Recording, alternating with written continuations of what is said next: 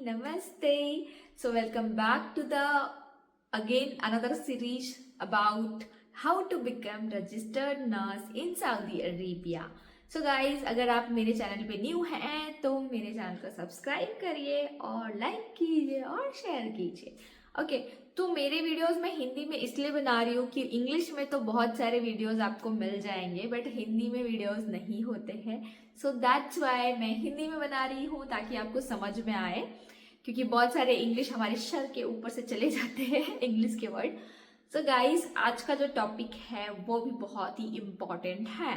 Okay so next जो part है, जैसे कि मैंने लास्ट वीडियो में बताया था कि आपका इकामा कार्ड और बैंक का काम होने के बाद में आपका ज्वाइनिंग टाइम स्टार्ट होता है. ठीक है, तो यहाँ पे ऐसा प्रोसीजर है, अगर आप मिनिस्ट्री ऑफ हेल्थ में काम कर रहे हैं या मिनिस्ट्री ऑफ डिफेंस में काम कर रहे हैं, मिनिस्ट्री ऑफ यूनिवर्सिटी, मतलब जो भी है, HOP करके भी है, यहाँ पे प्राइवेट सेक्टर्स भी है, तो इतने सारी चीज़ें यहाँ पे अवेलेबल है. तो मैं बताती हूँ कि किसमें क्या डिफरेंस है. ओके सो जो मिनिस्ट्री ऑफ हेल्थ में आता है MOH. ओके MOH हॉस्पिटल, जिसके ये भी गवर्नमेंट के अंदर आता है. MOD जो कि मिनिस्ट्री ऑफ डिफेंस है, जिसमें मिलिट्री एंड मिलिट्री फैमिलीज के जो भी पेशेंट्स होते हैं वो होते हैं. मिनिस्ट्री ऑफ हेल्थ में सारे पेशेंट होते हैं, और जो भी मिनिस्ट्री ऑफ यूनिवर्सिटी है उसमें भी सारे पेशेंट्स आते हैं. एंड लेकिन इसमें सैलरी डिफरेंट है. ओके तो जो मिनिस्ट्री ऑफ हेल्थ का होता है उसकी सैलरी कम है, लेकिन अगर मिनिस्ट्री ऑफ डिफेंस में आपको जॉब मिल गया है तो उसकी सैलरी हायर होती है according to MOH. Okay so यहाँ का इम्पॉर्टेंट ये है कि आपको आते से ही तुरंत जॉब ज्वाइनिंग नहीं करनी पड़ती है. लेकिन प्राइवेट सेक्टर में ऐसा है कि आज अगर आप अगर आज लैंड हो गए यहाँ पे तो मे बी 3 to 4 days के अंदर आपका ज्वाइनिंग भी हो जाता है. लेकिन अगर आप गवर्नमेंट के यहाँ से आ रहे हैं तो मे बी वो 15 days, 20 days, 1 month भी लग सकता है ज्वाइनिंग के लिए, क्योंकि बहुत सारे प्रोसीजर्स हैं जैसे कि अभी तक मैंने आपको बताया, और ये सब करने के लिए टाइम लगता है. तो आपको यहाँ से प्रिपेयर होना है और डरना नहीं है कि यार ज्वाइनिंग नहीं हो रही है, मैंने ड्यूटी ज्वाइन नहीं किया है, कोई प्रॉब्लम तो नहीं होगा या सैलरी नहीं मिलेगी. ऐसा बिल्कुल नहीं होता है. तो आपको सैलरी तो पूरा मिलेगा, ज्वाइनिंग लेट होगा तो भी मिलेगा. ओके तो स्टार्ट करते हैं पहला काम. तो यहाँ पे हॉस्पिटल में जो कि हमारे जो नर्सिंग एडमिनिस्ट्रेशन है वहाँ पे आपको जाना है आपका पर्सनल फाइल लेके, जो कि आपका डॉक्यूमेंट्स है नर्सिंग का, वो सब कुछ लेके जाना है, ऑफर लेटर एवरीथिंग. ओके और अप्रोच करना है तो वो फिर क्या करेंगे, आपका जो कॉन्ट्रैक्ट कॉपी है, कॉन्ट्रैक्ट कॉपी के हिसाब से वो आगे का प्रोसीजर आपको बताएंगे और आपका ट्रेनिंग स्टार्ट होगा. Okay so training is a very nice thing. Okay हमारा जो ट्रेनिंग था वो 15 days का ट्रेनिंग था. तो आप समझ सकते हो 15 दिन हम सिर्फ पढ़ रहे थे यहाँ पे आके. सो वी वेर लाइक, हम लोग इंडिया से 16 लोग थे एक बैच में, और कुछ सऊदी भी थे, लाइक 3 to 4 सऊदीज जो हमारे साथ में उनकी ज्वाइनिंग थी. तो हम सबका क्लासेस भी एक साथ था. ओके सो क्लासेस में वो क्या क्या बताते हैं, जैसे कि मैंने बताया कि basic disease condition, infection control, waste management, hospital policy, and जो भी हॉस्पिटल के रिलेटेड है, लाइक जो भी हॉस्पिटल के मैनेजमेंट है और क्या चीज़ें यहाँ पे डिफरेंट है. बिकॉज यहाँ पे पेपर बिल्कुल भी नहीं है, 0 पेपर यूज, ऑल कंप्यूटराइज्ड है. So all in the system. तो जो भी डॉक्यूमेंट्स होते हैं लाइक रिगार्डिंग पेशेंट, जैसे कि हम यूज करते हैं वाइटल साइंस या इस बार, और हमारा fall risk assessment, Braden scale, GCS, ये जितने भी न्यूमेरिकल स्केल, ये जितने भी चीज़ें हैं, ये सब कुछ हमें सिखाया जाता है कि यहाँ पे कैसे यूज़ करते हैं, उसका रेटिंग कैसे करना है. पेशेंट का असेसमेंट बताते हैं, नर्सिंग असेसमेंट बताते हैं, इवन इनिशियल नर्सिंग असेसमेंट बताते हैं, जैसे कि पेशेंट का एडमिशन आया सो क्या प्रोटोकॉल्स हैं. ठीक है जैसे कि इंडिया में अलग प्रोटोकॉल होता है, यहाँ पे अलग प्रोटोकॉल होता है। अगर आपके पास एक्सीडेंट के केस आए तो आप पुलिस केस कैसे हैंडल करोगे and what is the procedure, वो सारी चीज़ें बताया जाती हैं। और फिर आपको एक ओरिएंटेशन होता है, हॉस्पिटल का एक टूर होता है, आपको बताया जाता है कि यहाँ पे कौन से यूनिट्स हैं और कहाँ कहाँ पे कितने डिपार्टमेंट्स अवेलेबल हैं एंड मतलब हर एक चीज़ का ओरिएंटेशन दिया जाता है। और उसके बाद में इवन कैलकुलेशन, वो कैलकुलेशन के बारे में बताएंगे। जो भी यहाँ पे मशीन यूज़ हो रही है उसके जो भी सेटिंग्स है वो आपको सिखाया जाएगा। सो डोंट वरी अगर आपको नहीं पता है तो। हो सकता है कि आपने ज़्यादा इंडिया में यूज़ नहीं किया है तो टेंशन नहीं लेना है, यहाँ पे आके आपको वो ज़रूर से सिखाएंगे, तो वो तो उनका काम है। सो यहाँ पे टीचर्स जो हैं अलग अलग टीचर्स हैं, वो थोड़े से अरबिक में ट्रांसलेट करते हैं अगर आपके साथ में कोई अरबिक स्टूडेंट है, क्योंकि यहाँ के जो अरबिक लोग हैं उनकी इंग्लिश हमसे भी ज़्यादा वीक होती है, क्योंकि यहाँ पे अरबिक वर्ड ही बोला, मतलब अरबिक लैंग्वेज ही बोला जाता है ज़्यादा, और पेशेंट भी अरबिक ही बोलते हैं। ठीक है, तो अगर आपको इंग्लिश से कोई इशू है तो डोंट वरी, यहाँ पे अरबिक सीख सकते हो। तो ये तो हो गया कि हॉस्पिटल के बारे में बताया जाता है, आपके यूनिफॉर्म के बारे में बताया जाता है कि आपको कैसे ड्रेसअप होना है, कैसे जाना है, आपके टाइमिंग्स कैसे होंगे, आपका एंडोर्समेंट कैसे होगा। ओके, सो लाइक यहाँ पे जो एंडोर्समेंट होता है वो होता है कार्डेक्स के थ्रू होता है, जो कि एक नर्सिंग हैंडओवर होता है to one nurse to another nurse. Okay, so everything like how you will write your notes, कैसे आप लिखोगे, वो सारी चीज़ें बताई जाती हैं। ये तो बेसिक चीज़ें हो गई। तो ये चीज़ें जब पूरी हो जाती हैं, लाइक आपका ट्रेनिंग पीरियड पूरा हो जाता है, उसके बाद में आपका बड़ा टास्क आता है जो कि कॉम्पिटेंसी कंप्लीट करना होता है। ओके, कॉम्पिटेंसी हर एक डिपार्टमेंट का रहेगा, even medical, like medical disease condition, isolation, like isolation ward में जो भी डिजीज कंडीशन होते हैं उसके बारे में होता है, आईसीयू के बारे में होता है, पूरा का पूरा ICU procedures, NVBG, ABG, CBC, electrolytes, तो ये सब कुछ हमें पता होना चाहिए। ओके, तो ये सब सारा चीज़, इवन ट्रोपोनिन, ओके, तो ये सारे वैल्यूज़ एंड हमारा फ्लूइड मैनेजमेंट हमें कैसे करना है, टीपीएन कैसे देना है, ये सारी चीज़ें वो कॉम्पिटेंसी में होता है और उसको आपको प्रिपेयर करना पड़ता है, क्योंकि ट्रेनिंग तो हो गई है। तो एवरी जितने भी यूनिट्स हैं जो भी स्टडी के, ये जो टीचर्स हैं ये हमारा क्वेश्चंस पूछते हैं। इवन फॉर कैलकुलेशन वो हमें क्वेश्चंस प्रोवाइड करते हैं, हमें सॉल्व करना होता है। अनलेस अगर आपने वो पास नहीं किया तब तक आपको कॉम्पिटेंसी में साइन नहीं मिलता है। मैं आप लोगों को बताऊंगी कि कॉम्पिटेंसी का साइन कैसा होता है। तो ये मेरा पर्सनल फाइल है, कहाँ से दिख रहा है, यहाँ से दिख रहा है, ये नेहा महेंद्र। ओके, सिंह यहाँ पे नहीं है, काफ़ी बड़ा नाम है तो छोटे में ही कर दिया। तो ये मेरा पर्सनल फाइल है जो कि इतने सारे पेपर हैं, तो बहुत सारे पेपर्स लगते हैं।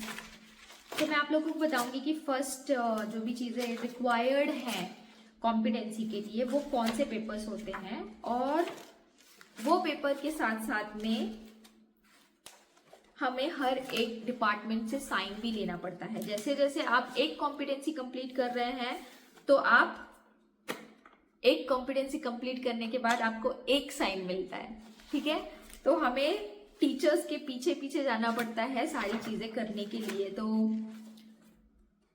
तो ये जो है ये भी एक इम्पॉर्टेंट पेपर है, वो मैं आप लोगों को दिखा देती हूँ। आप देख सकते हो किसामसी एम्प्लॉय ओरिएंटेशन। ओके, तो ये ओरिएंटेशन का पेपर है जिसमें सारा डिटेल्स लिखा हुआ है, साइन है, स्टैम्प है। ये भी अलग अलग स्टैम्प है, सेम प्लेस से नहीं है, ये अलग जगह से है, ये अलग जगह से है, ये अलग जगह से, क्योंकि ये अरबिक है। यहाँ पे भी साइन है, यहाँ पे भी साइन है, यहाँ पे भी साइन है, एंड उसके बाद में यहाँ पे भी साइन है। तो ये ओरिएंटेशन का पेपर है। सबसे पहले इसमें साइन होना चाहिए और आपको ये फेंकना नहीं है, प्लीज कोई भी पेपर आप घुमाओ मत।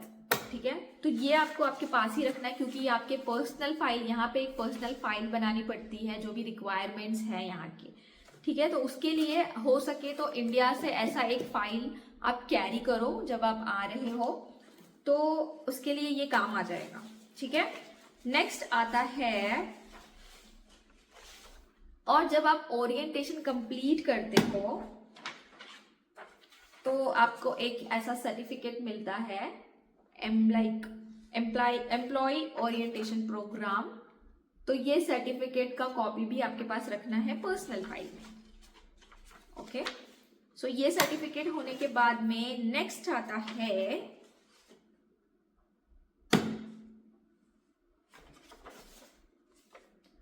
आप देख सकते हो ये पूरा साइन है, ओके। तो जो भी चीज हमें पढ़ाया गया है, general nursing orientation checklist, okay. तो कितनी सारी चीजें पढ़ाई जाती हैं वो मैं आपको बताऊंगी, टॉपिक्स कितने कवर किए जाते हैं, तो आप ध्यान से सुनना। मैं थोड़ा फास्ट बोलूंगी क्योंकि वीडियो काफी लंबा हो जाता है। So let's start. यहाँ पे मुझे क्या क्या चीजें ट्रेनिंग में पढ़ाया गया। तो पहला पढ़ाया गया welcome introduction to the hospital orientation and scope of service, okay. Second, chain of commands. Third, organisation chart, hospital का जो भी ऑर्गेनाइजेशन है वो हमें बताया जाता है।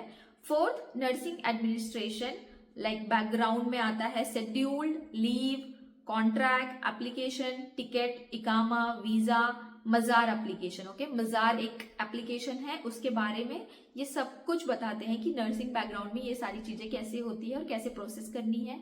अगर आपको सिक लीव चाहिए या आपको वेकेशन चाहिए तो आप कैसे अप्लाई करोगे सिस्टम में और कैसे आपका अप्रूव होगा, वो सारी चीजें यहाँ पे बताई जाती हैं। नेक्स्ट होता है ओरिएंटेशन प्रोग्राम एंड ओवरव्यू, जैसे कि मैंने बताया था पूरा ओरिएंटेशन देते हैं। जॉब डिस्क्रिप्शन, आपके जॉब के बारे में बताएंगे कि आपको क्या करना है।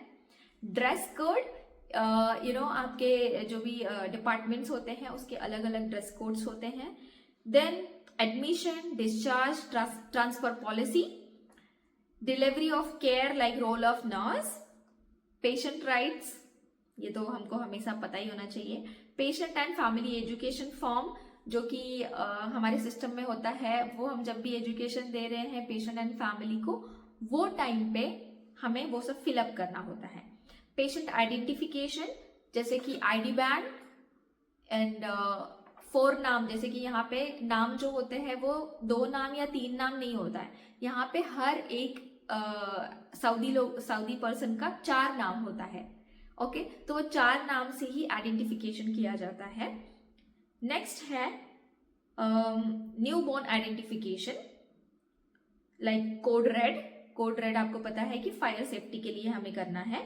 Postmortem care and deceased identification, इसका हमें ओवरव्यू दिया जाता है। Then nursing quality administration overview, patient safety overview, IPSG and ESR, key performance indicators, identifying and managing pressure ulcer is very important, जिसमें हमारा कम्युनिटी एक्वायर्ड प्रेशर अल्सर होता है और हॉस्पिटल एक्वायर्ड प्रेशर अल्सर होता है। तो इसका आइडेंटिफिकेशन कैसे करना है और इसका मॉनिटरिंग चार्ट कैसे बनाते हैं ये बताया जाता है। Identifying and managing fall, like I told you, fall risk management कैसे करना है और इसका एंट्री कैसे करना है, ठीक है। एंड व्हाट इज सिपाही स्टैंडर्ड्स। सो जो मेरा जो हॉस्पिटल है वो है सिपाही एक्रीडेटेड, जो कि जैसे कि हमारा NABH एक्रीडेटेड होता है इंडिया में, वैसे ही यहाँ पे सिपाही एक्रीडेटेड हॉस्पिटल्स होते हैं। तो सिपाही का एक्रीडेशन होना चाहिए आपके हॉस्पिटल में, so that is very nice. तो उसके स्टैंडर्ड्स होते हैं जो फॉलो करना पड़ता है। नर्सिंग रेगुलेशन विद कसामसी, जो कि king Salman Abdulaziz medical city में जो भी चीजें हैं वो करना है। नर्सिंग हैंडओवर, जैसे मैंने बताया नर्सिंग हैंडओवर कैसे करना है थ्रू कार्डिक्स, तो वो आपको सिखाया जाएगा। Identifying and reporting incidents, okay, जैसे कि कोई भी इंसिडेंट्स हो जाता है तो यहाँ पे OVR होता है, ओके। सो OVR फॉर्म होता है जो भरना होता है और आप किसी के भी अगेंस्ट कर सकते हैं। even nurse can do to the doctor. Okay, and even you can do anyone, staff to staff or whatever you have felt, जो भी आपको बुरा लगा सब लिख डालो. अगर ऐसा कोई भी चीज होता है तो इट्स योर राइट कि आप OVR किसी के भी अगेंस्ट लिख सकते हो, अगर सामने वाले ने आपके साथ गलत किया है तो, या कुछ भी ऐसी गलती हुई है जो आपसे नहीं हुई है किसी और से हुई है, वो भी चीजें मेंशन करनी होती है और उसमें इंसिडेंट पूरा डिस्क्राइब करके लिखना होता है. Next 26, improve effective communication like verbal, telephone order. So कैसे आपको जो सिस्टम के ऑर्डर्स होते हैं लाइक डॉक्टर ऑर्डर कैसे फॉलो करना है, वर्बल कमांड्स कैसे फॉलो करना है और कब करना है, इन किन सिचुएशंस में. इवन टेलीफोनिक ऑर्डर्स भी होते हैं जो डॉक्टर्स हमें देते हैं, तो वो कैसे फॉलो करना है एंड किन सिचुएशन में फॉलो करना है, that is important. Okay, so hand off communication and therapeutic communication, nursing documentation जो मैंने आपको बताया वो, vital sign and pulse oximetry, assessment and reassessment of the patient. There is assessment which is done in first day, और जो reassessment होता है वो एवरी डे किया जाता है पेशेंट का एंड एवरी शिफ्ट. नेक्स्ट आता है नर्सिंग केयर प्लान. ओके, तो ये नर्सिंग केयर प्लान हमारा पीछा नहीं छोड़ने वाला है गाइस, तो इसे तो करना ही है, पेशेंट को डायग्नोज करना है. ठीक है, skin assessment and pressure ulcer prevention, what I told before. Then measuring intake and output, how you will measure it and how you will total it. Okay, तो वो सारी चीजें आती हैं. मेडिकेशन प्रिपरेशन एंड एडमिनिस्ट्रेशन, यहाँ का जो भी मेडिकेशन प्रिपरेशन है that is in medication room, जो कि सेपरेट होता है. और यहाँ पे स्पेशली मेडिकेशन के लिए एक ओमनी सेल करके लाइक एक कबोर्ड है. It's one type of machine जहाँ पे आपका जॉब नंबर जो है, जब आप कॉन्ट्रैक्ट आपको मिल जाता है तो आप उसके साथ में आपको जॉब नंबर मिलता है. तो जॉब नंबर डालने के बाद ही आप जॉब नंबर डालते हैं, फिर पेशेंट का MR नंबर डालते हैं. MR नंबर डालने के बाद में जो भी मेडिकेशंस है वो आपको सेलेक्ट करना है एंड वो ऑटोमेटिकली ब्लिंक होता है. ओके, सो उसका पिक्चर भी मैं मेंशन कर देती हूँ, और जो भी चीजें हैं मैं जो बता रही हूँ वो सब मैं डिस्क्रिप्शन में भी मेंशन कर दूंगी. तो आप लोग मेरे डिस्क्रिप्शन को जरूर रीड करो इन केस ऑफ अगर कुछ छूट जाता है तो. ठीक है, नेक्स्ट आता है high alert and narcotic and LASA medication. Okay, look alike and sound alike medications. So ये बहुत ही हॉट टॉपिक है एंड बी केयरफुल. यहाँ पे नार्कोटिक मेडिकेशंस तो बहुत ही केयरफुली हैंडल करना है. इन केस अगर आपसे एक मॉर्फिन मिस हो जाता है, इवन वन ट्रेमाडोल. एक फनी चीज है कि इंडिया में ट्रेमाडोल को नार्कोटिक में नहीं काउंट किया जाता है, बट यहाँ पे tramadol is a narcotic medication guys. तो अगर आपसे गलती से एक ट्रेमाडोल का एम्पुल भी गायब हो जाता है तो आपके ऊपर नार्कोटिक के साइड से एक केस हो जाता है and that is very difficult. तो बी केयरफुल अगर आप नार्कोटिक मेडिकेशन हैंडल कर रहे हो. ओके, सो ये बहुत ही इंपॉर्टेंट है. नेक्स्ट है medication error reporting. Medication error reporting means doctor के साइड से भी मेडिकेशन एरर हो सकते हैं, even with the staff side भी मेडिकेशन एरर्स हो सकते हैं. तो उसको रिपोर्ट कैसे करना है ताकि वो वापस से वो गलती ना हो पाए. नेक्स्ट है ensure correct site, procedure, patient surgery, pre and post operative care. Okay, तो वो कैसे करना है वो सारी चीजें इसमें बताई जाती हैं. Fall assessment tool from and prevention, that is same. Pain assessment policy, जिसमें पेन हमारा जो न्यूमेरिकल स्केल होता है दैट इज एवरी डे, वो हर दिन करना है. लेकिन कोई ऐसा पेशेंट है जिसको सडनली पेन हो रहा है, you have to do the pain assessment, तो जिसका अलग फॉर्म है. reduce the risk of health care associate infection. Okay, so जैसे कि हम लोग क्रॉस इन्फेक्शन जैसे हो रहा है, लाइक स्टाफ टू स्टाफ और स्टाफ टू पेशेंट और पेशेंट्स टू स्टाफ, तो उसके लिए हमें हैंड हाइजीन मेंटेन करना है, ग्लव्स प्रॉपरली पहनना है एंड कॉन्टैक्ट्स जो भी पेशेंट के साथ हो रहे हैं वो अच्छे से करना है ताकि आप हेल्दी रहो. सो नेक्स्ट है ECG application and interpretation. Okay, ECG के एप्लीकेशंस यहाँ पे कैसे करना है और इंटरप्रिटेशन भी बताया जाता है।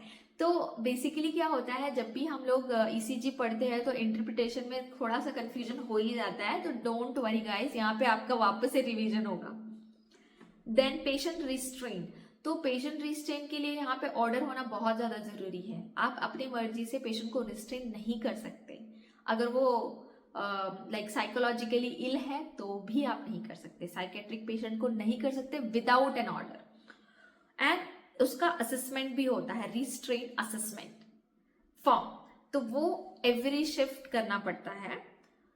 देन इंट्रावेनस थेरेपी आप कैसे देंगे और जो भी मेडिकेशन कैसे दिया जाता है, जैसे आईवी से स्लोली दिया जा रहा है या फास्ट दिया जा रहा है, वो सारी इसमें चीजें बताई जाती हैं।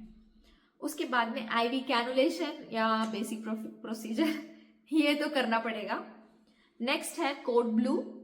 So code blue is a very important thing guys. अगर कोड ब्लू हमारे डिपार्टमेंट में हो रहा है तो आप कैसे मैनेज करेंगे, ठीक है। जो हमारे पास अवेलेबल है, जैसे कि अगर आपके पास में कार्डियोवर्जन है या कुछ भी हो रहा है ऐसे केस में, आप कैसे यूज करोगे, कैसे एक्ट करोगे, या जो भी आपका, उसमें भी एक लिस्ट होता है जिसमें primary nurse, secondary nurse and team होता है, ठीक है, इन द कोड ब्लू। तो कोड ब्लू एक यहाँ पे कैसा है, कोड ब्लू एक टीम है, ठीक है। In the hospital there is one team for the code blue and उसका अनाउंसमेंट होता है, हमें एक बार रिपीट करना होता है and that announcement come and वो आ जाते हैं हमारे पास। एंड नेक्स्ट चीज है कि जो डिपार्टमेंट है, in each department there is a code blue team. मतलब जो भी हमारे हॉस्पिटल में जैसे हमारा ड्यूटी है, तो ड्यूटी के हिसाब से भी चीजें मतलब नाम है ना हमारा लिस्ट में रहता है कि you are in the code blue and what is your role. तो वो रोल भी असाइन किया जाता है जिससे आपको प्रॉपर पता होता है इफ अगर कोई भी ऐसी सिचुएशन हो रही है तो आपको क्या करना है, ठीक है। सो नेक्स्ट है crash card maintenance and standardisation. Okay, तो कैश कार्ड का मेंटेनेंस कैसे करना है, उसका इन्वेंट्री जैसे हम लेते हैं, ओके, तो यहाँ पे भी इन्वेंट्री का प्रोसेस है फॉर एवरीथिंग गाइस, सब कुछ, even fluid room, store room, equipment room and medication room and जो हमारा फ्रिज है उसका, जिसमें हमारे लाइक जो भी ऐसे मेडिकेशन होते हैं जो फ्रिज में रखे जाते हैं, and crash card, then dressing trolley, सब चीज का इन्वेंटरी यहाँ पे भी लेना पड़ेगा एंड उसका असाइनमेंट जो असाइनमेंट रहता है वो दिया जाता है आपको। नेक्स्ट है RRT, that is rapid response team. तो इसमें क्या होता है RRT में, जैसे कि इसमें पेशेंट का डेथ नहीं हो रहा है but may be patient unconscious हो गया, या पेशेंट का ब्लड प्रेशर बहुत ज्यादा हो गया, या ऑक्सीजन सैचुरेशन बहुत ही कम हो गया, तो ऐसे जगह पे आपको देखना है या तो ब्रीथिंग डिफिकल्टीज हो रही है and something is not okay with the patient and you are thinking the GCS is going low. So somewhere if something is problem when you are doing assessment, even if glucose, आपका glucose patient का glucose level बहुत ही ज्यादा high हो रहा है, तो भी आप RRT एक्टिवेट कर सकते हैं in this case. Like the patient अगर पेशेंट के साथ में patient is not okay, he is not talking, he is not conscious और oriented, you can activate RRT। तो ये है रैपिड रिस्पॉन्स टीम है जो कि बहुत ही जल्दी एक्टिव हो जाती है और बहुत मतलब सारे डॉक्टर्स एक साथ रिस्पॉन्स भी करते हैं। फिर हमें कार्डियोवर्जन के बारे में बताया जाता है, सक्शन के बारे में बताया जाता है, यहाँ के सक्शन मशीन कैसे यूज करना है, blood and blood product transfusion, it's very very important. यहाँ का जो ब्लड एंड ब्लड प्रोडक्ट है लाइक FFP और प्लेटलेट और योर PRBC, तो जो भी इसका जब हम ट्रांसफ्यूशन करते हैं तो इसका सिस्टम में अलग से एक पार्ट है जिसमें रिक्वेस्ट चाहिए रहता है, डॉक्टर का ऑर्डर चाहिए रहता है, क्रॉस मैच अलग से होता है and every entry in the system. Okay, so ये भी हमें अच्छे से करना होता है with double nurse verification. Next है blood specimen collection, how you will do, culture correction, how you will do, oxygen therapy, MediCloud overview. Okay, MediCloud overview क्या है, जो यहाँ पे मेडिकल रिलेटेड जितने भी चीज़ें हम ऐड करते हैं, जो डॉक्टर्स ऑर्डर्स होते हैं या नर्सिंग नोट्स होते हैं, नर्सिंग असेसमेंट होता है, वो सब कुछ मेडिक्लाउड में होता है। तो वो सिस्टम भी हमें सिखाया जाता है कि हमें कैसे लॉग इन करना है एंड कैसे उसमें चीज़ें वर्क करना है। नर्सिंग एथिक्स, जय माता दी। ओके, तो नर्सिंग एथिक्स याद रखना है, body mechanism and hospital tour. So इसी के साथ में सारा नर्सिंग एजुकेशन जो होता है वो हमारा खत्म होता है, और उसके बाद में हमारा पोस्ट टेस्ट होता है, ये सब कुछ खत्म होने के बाद। ओके, इसके बाद होता है ये वीडियो थोड़ा सा लंबा हो रहा है क्योंकि इसमें बहुत सारी चीजें कवर कर रही हूं मैं, ताकि आपके मन में एक भी डाउट ना रहे। तो गाइज, वीडियो को एंड तक देखो, अगर एक दिन में नहीं देख पा रहे हो तो दूसरे दिन देखो। उसके बाद क्या होता है, यूनिट स्पेसिफिक ओरिएंटेशन प्रोग्राम होता है। जैसे कि आप कोई भी यूनिट्स में जा रहे हो तो वहाँ पे आपका एक ओरिएंटेशन प्रोग्राम होगा regarding that unit and the protocol.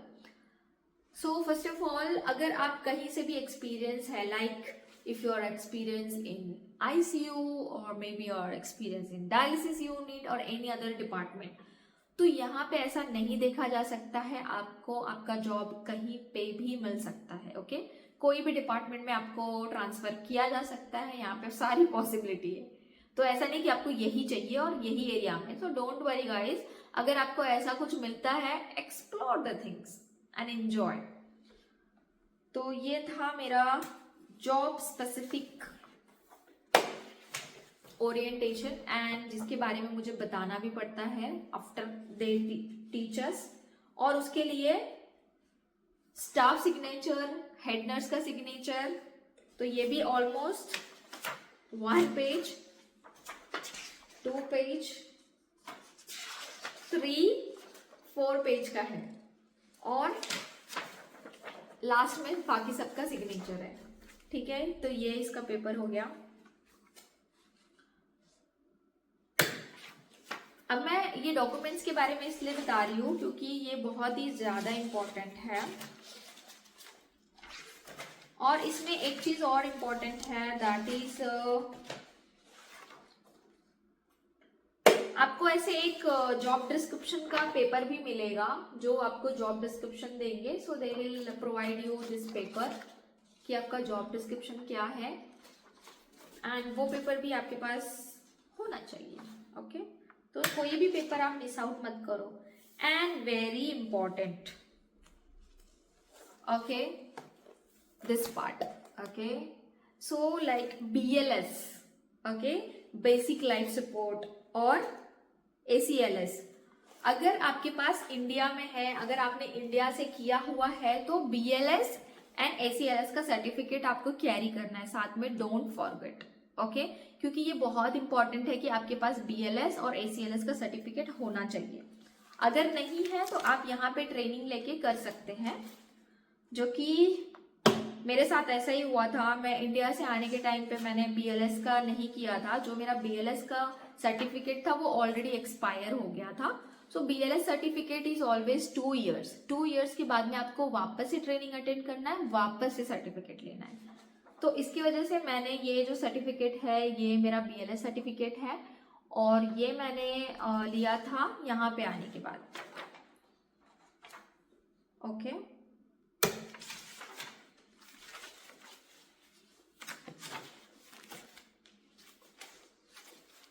तो ये हो गया अबाउट डॉक्यूमेंटेशन। और हमारा जो भी कॉम्पिटेंसी लिस्ट रहता है, जो कि इस तरीके का रहता है, जो कि बहुत ही भारी भरकम है। ओके, ये कॉम्पिटेंसी लिस्ट है। जितना भी मैंने आपको जितने चीज़ें मेंशन की, वो सारी चीज़ों का हमें साइन लेना बहुत इम्पोर्टेंट है। तो ये सारा लिस्ट है जो मैंने कंप्लीट किया है ऑलरेडी, और यहाँ पे सब कुछ साइन है, मतलब एवरीथिंग। और ये पता है, जैसे कि ये क्वेश्चन है और इसके बीच में इसके सब क्वेश्चंस होते हैं जिसको हमें आंसर करना होता है, हमें सब चीज़ का आंसर पता होना चाहिए। एंड लिटरली वो जैसे हमारा वाइवा होता है ना, हमारी ऐसे आधा तो ऊपर जा रहा है, आधा तो समझ में आ रहा है, उस तरीके से हमें यहाँ पे वाइवा भी देना पड़ता है, तब जाके ये कॉम्पिटेंसी का साइन मिलता है। और ये कंप्लीट करना आपका फर्स्ट प्रायोरिटी है जब आप न्यूली ज्वाइन करते हो। ओके, एंड आपको बताना था पिक्सेल। ओके, पिक्सेल क्या होता है, जो कि basic infection control skill licence है, वो आपके पास होना चाहिए। यहाँ पे जब आप आते हैं तो आपको एक पिक्सेल करके होता है, वो आपको अटेंड करना होता है, that is a certificate for pixel.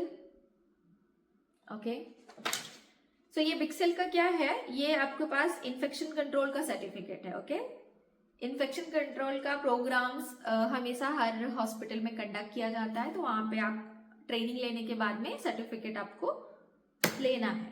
Okay, और जो पिक्सेल है ये भी 2 साल के लिए होता है वैलिड। 2 साल के बाद आपको वापस से करना पड़ेगा और वापस से ये लाइसेंस लेना पड़ेगा, मतलब सर्टिफिकेट लेना पड़ेगा। और वेरी वेरी वेरी इंपॉर्टेंट हमारा code red certificate. Okay, fire and safety certificate. तो इसकी ट्रेनिंग होती है हर हॉस्पिटल में, तो यहाँ पे भी ट्रेनिंग होती है और उसका सर्टिफिकेट मिलता है। ये मेरा फर्स्ट ईयर का है और ये मेरा सेकेंड ईयर का है। ठीक है, you can see my name and this is the certificate and the seal. Okay, तो ये है कोड रेड सर्टिफिकेट कि आपने फायर एंड सेफ्टी अटेंड किया है। तो इसका प्रिपरेशन मतलब ये भी पहले से करके, और इसका जो सर्टिफिकेट है वो हमारे पर्सनल फाइल में अटैच करना है। Okay, so guys I hope कि मैंने बहुत सारा चीज तो कवर किया है। अगर जो भी मेरे वीडियो को देख रहा है उसको डाउट नहीं आएगा कि यार क्या क्या करना होता है, तो भी पर्सनल फाइल के लिए इतनी सारी चीजें तो हो गई है। और पर्सनल फाइल में क्या रखेंगे, जो भी मैंने स्टार्टिंग से बोला है सारा डॉक्यूमेंट्स हमारे पर्सनल फाइल में आता है। और एक इम्पॉर्टेंट चीज मुझे आप लोगों को बताना है अबाउट इंश्योरेंस। ओके, इंश्योरेंस भी बहुत इंपॉर्टेंट है, मैं कैसे भूल सकती हूँ। ठीक है, तो इंश्योरेंस लेने का यहाँ पे यहाँ के कुछ साइट्स होते हैं, आप ऑनलाइन आपके फोन से अप्लाई कर सकते हैं और आपको मिल जाता है। उसके कुछ रियाल होते हैं, जैसे कि 100 riyal, 200 riyal, 300 riyal as per years. Okay, आप 1 ईयर का इंश्योरेंस ले रहे हैं हेल्थ इंश्योरेंस, या 2 साल का ले रहे हैं या 3 साल का ले रहे हैं, उसके हिसाब से उसके मनी भी होता है। और इसका जो पेमेंट होता है आप एवरी मंथ थोड़ा थोड़ा करके भी पे कर सकते हैं, लाइक क्या बोलते हैं पेमेंट, लाइक डिवाइड पेमेंट कर सकते हैं, या आप एक साथ पेमेंट कर सकते हैं।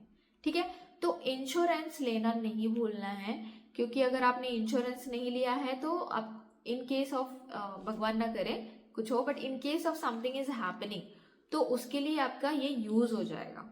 ठीक है, तो don't forget to take insurance after joining. Okay, so after joining जितना जल्दी हो सके इंश्योरेंस भी करके लेना है। एंड उसका भी इंश्योरेंस का जो पिक्चर है, जो सर्टिफिकेट है, वो भी आपको पर्सनल फाइल में रखना है, जो कि मैंने रखे हैं already. I will show you guys. तो मेरा जो इंश्योरेंस है वो है, ये है वतानिया इंश्योरेंस। तो मैंने वतानिया इंश्योरेंस लिया था जिसमें ऑलरेडी 1 लाख कवर हो रहा है, 1 लाख रियाल। ओके, तो ये इम्पोर्टेंट है। और ये पीरियड ऑफ इंश्योरेंस है कि ये कितने का है, और मैंने आई थिंक ये इंश्योरेंस के लिए मुझे शायद 58 रियाल लगे थे, प्रीमियम था, 1 ईयर के लिए लिया था। तो मुझे सेकेंड ईयर, अगर सेकेंड ईयर में भी रिन्यू करना है तो कर सकते हैं आप। तो ये मेरा इंश्योरेंस कॉपी है और वो मैंने रखा है यहाँ पे। इसमें भी एक्सपायरी होती है, लाइक 1 ईयर का जो भी एक्सपायरी है या 2 ईयर्स का एक्सपायरी है वो दिया रहता है। सो गाइस मैंने ये जो वीडियो था, आई होप आपको अंडरस्टैंड हुआ होगा कि क्या क्या चीज़ें ज़रूरी होती है after joining. Okay, so if you are carrying this file तो यहाँ पे आपको खरीदना नहीं पड़ेगा। सो आप इससे दूसरा फाइल भी कवर ले सकते हो जैसा आपसे होता है। सो आज के लिए बस इतना ही गाइस, तो मिलते हैं नेक्स्ट वीडियो में, तब तक के लिए bye bye and I am going to sleep now guys, good night.